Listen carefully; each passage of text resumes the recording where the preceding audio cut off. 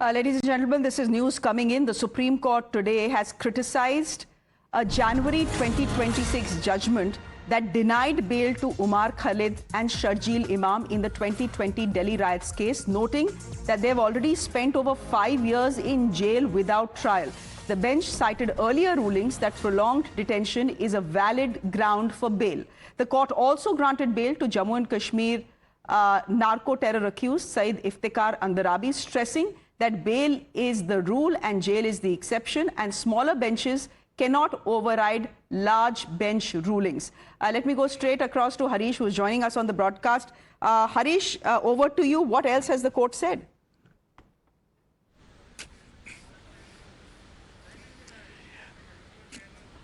Yes, remember, Shreya, denial of bail to Umar Khalid and Sharjeel Imam by the Supreme Court in January this year, despite them spending more than 5 years in jail and the trial not commencing, had drawn sharp criticism from the civil society, remember, and also several parties had questioned it. And today, for the first time, Supreme Court itself has expressed disapproval over the judgment.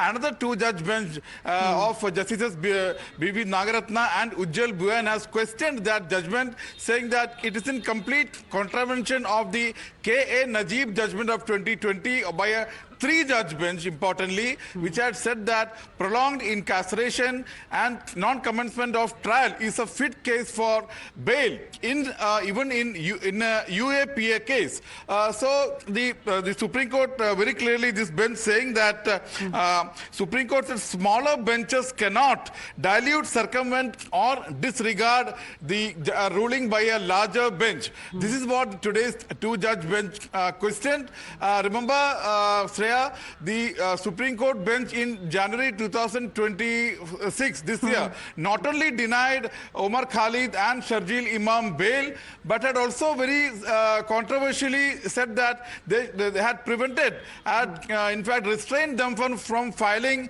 a fresh bail application at least for a year after the judgment, or till examination of key witnesses are over. Not only that, the same bench had dismissed the review petition last month, which means that now they have only an option to file a curative petition citing the observations made by the today's bench, or after the January 2027, by which they can file a fresh bail application. Okay. Back to you. Harish, this is what you're telling us. You're telling us that the court has also taken exception to the January verdict of the Supreme Court for directing that Khalid and Imam could revive their bail plea only after examination of the protected witnesses or after 1 year, whichever is earlier. Now, according to this bench, such a restriction was in complete derogation of the right of liberty that is guaranteed under the Constitution. Since we are hearing, from the Supreme Court on Sharjeel Imam and Umar Khalid's bail, both JNU students, can you tell me what today's observations or displeasure that has been expressed by the Supreme Court mean for them?